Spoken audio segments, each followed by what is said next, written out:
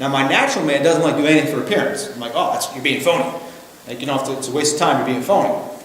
But what I learned from this week is Jesus is basically saying, no, sometimes we do things just for appearance sake. It's okay to do things just because of people's perceptions. It doesn't matter if their perception's right or not.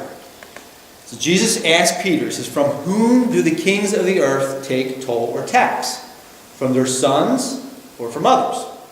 So his point is, as the Son of God, and he is the actual living temple, he obviously is under no obligation to pay a tax. There's no reason for him to give a shekel to these priests. That said, what he's saying to Peter is, do we live our lives based only on our obligations, or do we live by an actual higher standard? Now, he's not advocating hypocrisy, but he is saying sometimes maybe we do things that aren't actually necessary simply because of other people's perception. He's saying it doesn't matter if they're right or not. A lot of times they'll be wrong. But we shouldn't be putting any necessary obstacles between us and those we're trying to share the gospel with, just because we're right.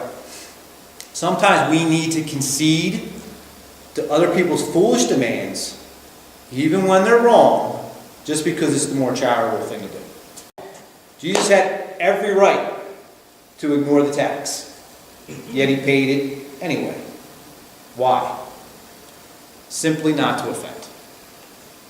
Now, regardless of how sweet and innocent we present God's unwavering word, there's no question people will be outraged anyway.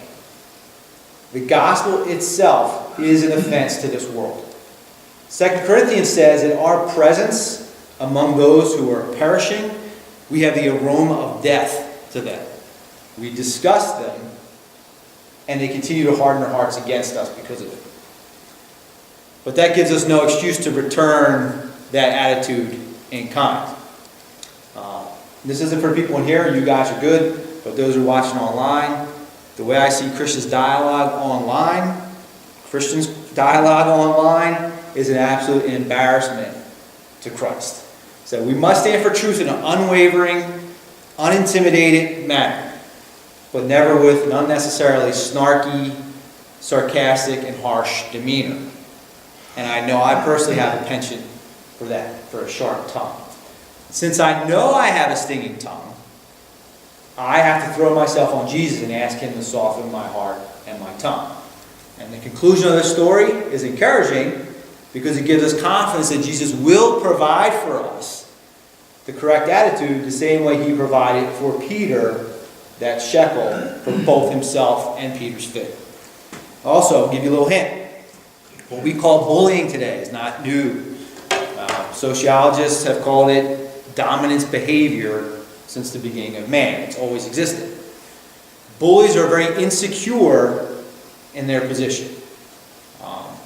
Therefore, they're trying to get a reaction out of you. Thus, they don't give them the satisfaction. They want you to be as miserable as they know they are in their heart of hearts. So if you really want to drive them crazy, instead of pushing back, do like Peter says, do not repay evil for evil or reviling for reviling, but on the contrary, bless. For to this you were called, that you may obtain a blessing.